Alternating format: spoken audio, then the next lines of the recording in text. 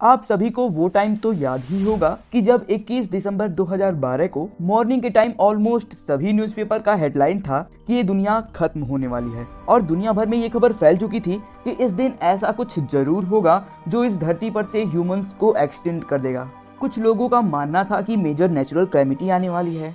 कुछ लोग कह रहे थे कि अपना सेजिटेरियस ए स्टार पृथ्वी को निगल लेगा और कुछ का तो यहाँ तक कहना था कि एक अननोन प्लेनेट अर्थ से टकराने वाला है। अभी जो आपने ये अफवाहें सुनी, उन सारी अफवाहों के पीछे हाथ था एक कैलेंडर का। मतलब आप खुद ही सोच सकते हो कि सिर्फ एक कैलेंडर जिसने इस पूरी दुनिया को खौफ में डालकर रख दिया था। और इस कैलेंडर को बनाया था आज के करीब 4000 साल पहले नॉर्थ और सेंट्रल अमेरिका में बसी माया सिविलाइजेशन ने। Art, architecture, calendar science, mathematics और एस्ट्रोनॉमी, ऑलमोस्ट इन सभी सब्जेक्ट में माया लोगों का नॉलेज अपने कंटेम्प्रेरी सिविलाइजेशन से कहीं ज्यादा थी। अब जैसे कि हमारे सनातन धर्म में युगों का कॉन्सेप्ट है, उसी तरह से माया सिविलाइजेशन के लोग कुछ बागटून करके मानते थे। वो लोग मानते थे कि वो 13 बागटून में रहते हैं। अब जिस कैलेंडर को हम लोग यूज करते हैं उसके अकॉर्डिंग 13 बागटून की शुरुआत 11 अगस्त 3114 BC में हुई थी। अब देखो, करीब एक बागटून 5126 ईयर का होता है,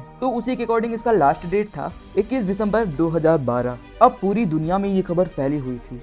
तो अब क्योंकि इस दिन माया कैलेंडर खत्म हो रही थी तो शायद यही कयामत का दिन हो सकता था।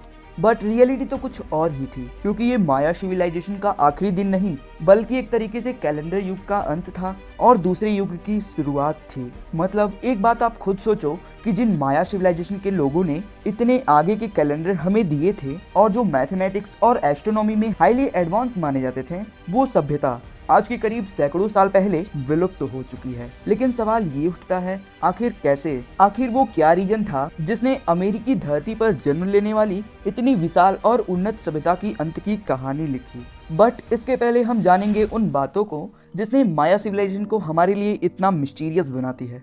दरअसल आर्कियोलॉजिकल एविडेंसेस हमें बताते हैं कि माया सिविलाइजेशन में 2000 BC तक एग्रीकल्चर की परंपराएं शुरू हो गई थी और शुरुआती विलेज भी बसा लिए थे। 750 BC आते आते उन्होंने सिटी बसाना भी शुरू कर दिया था, जिससे अपने पीक पर इन्होंने करीब 40 शहर बसा लिए थे, जिनमें करीब एक शहर की पॉपुलेशन 5000 से 50,000 के बीच में हुआ करती थी। मतलब ओवरऑल सिविलाइजेशन में करीब 20 लाख लोग रहा करते थे। अब जिस तरह से वैदिक सिविलाइजेशन में शासन करने वाले लोग क्षत्रिय होते थे, उसी तरह माया सिविलाइजेशन में रूलिंग क्लास को आजाव कहा जाता था और राजा को कुहुल अजाव। दरअसल वो लोग अपने राजा को बहुत ज्यादा रिस्पेक्ट देते थे, बट वो रिस्पेक्ट इसलिए नहीं थी कि वो किसी रीजन का रूलर है, बल्कि माया सिविलाइजेशन में रूलर को देवताओं से जुड़ा हुआ माना जाता था। देवताओं से जुड़ी मान्यताओं के कारण ही इन्हें इंसानों और भगवान के बीच मीडिएटर के तौर पर माना जाता था। दरअसल इस सभ्यता में अलग अलग डायनेस्टीज हुआ करती थी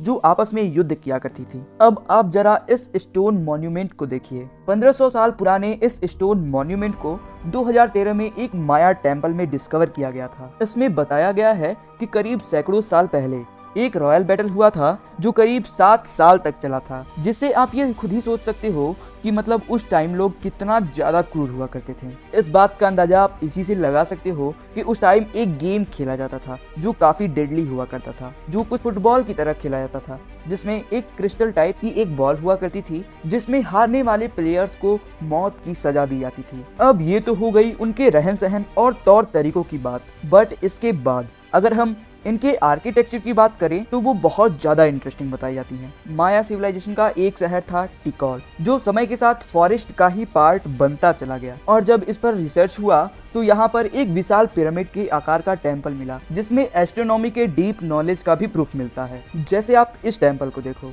जिसे टिकाल टेम्पल 1 या फिर टेम्पल ऑफ जगवार भी कहा जाता है। इस टेम्पल के खिड़की और दरवाजों को इस तरीके से बनाया गया है कि सन, मून और स्टार के मूवमेंट एक साथ अलाइन करते हैं। दरअसल इन लोगों को सोलर सिस्टम के कई सारे प्लेनेट के बारे में पता था और वो स्टार्स पर नजर रखकर सीजनल चेंजेस के बारे में भी पता किया करते थे। अब लोग ऐसा इसलिए करते थे क्योंकि माया सभ्यता एक एग्रीकल्चर बेस्ड सोसाइटी थी और उनके लिए सीजन्स की बहुत ज्यादा इंपॉर्टेंस थी। बट आज के टाइम में ये बात कोई नहीं जानता कि एक शहर में हजारों लाखों की संख्या में रहने वाले लोग अचानक से कहाँ गायब हो गए। जी हाँ, आपने बिल्कुल सही सुना। हिस्टोरियंस आज के टाइम में भी ये आंसर नहीं खोज सके हैं कि माया सिविलाइजेशन के अंत की वास्तविकता क्या थी। दरअसल इसके बारे में कई सारी थियरीज दी जाती हैं जिन्हें हम एक एक करके समझते जाएंगे। अब देखिए, माया सिविलाइजेशन में अलग अलग डायनेस्टीज हुआ करती थी जिनके बीच वॉर्स काफी कॉमन हुआ करते थे। अब जैसा कि हमने आपको इस स्टोन मॉन्यूमेंट के एग्जांपल से बताया था कि ये वॉर्स काफी लंबी चला करती थी। अब ऐसा हो सकता है कि कंटिन्यूअस वॉर के कारण डायनेस्टीज के रिसोर्सेज खत्म होने के कगार पर आ गए होंगे और मैन पावर भी खत्म हो गई होगी। ऐसे में एग्रीकल्चर पर फोकस नहीं कर पाए होंगे और उनकी इकोनॉमी पूरी तरीके से तबाह हो गई होगी। अब दूसरी थियरी ये मानी जाती है कि करीब 9th और 10th सेंचुरी के बीच माया सिविलाइजेशन इतनी एडवांस हो चुकी रही होगी कि सदियों से आ रही गवर्नमेंट सिस्टम को बदलने का सोचा होगा, जिसमें राजा को उतनी पावर नहीं दी गई होगी, जिससे पॉलिटिकल अनरेस्ट बढ़ा होगा, सोसाइटी में इनइक्वलिटी बढ़ी होगी और सोशल ऑर्डर बढ़ने के कारण इस सिविलाइजेशन का एंड हो गया होगा।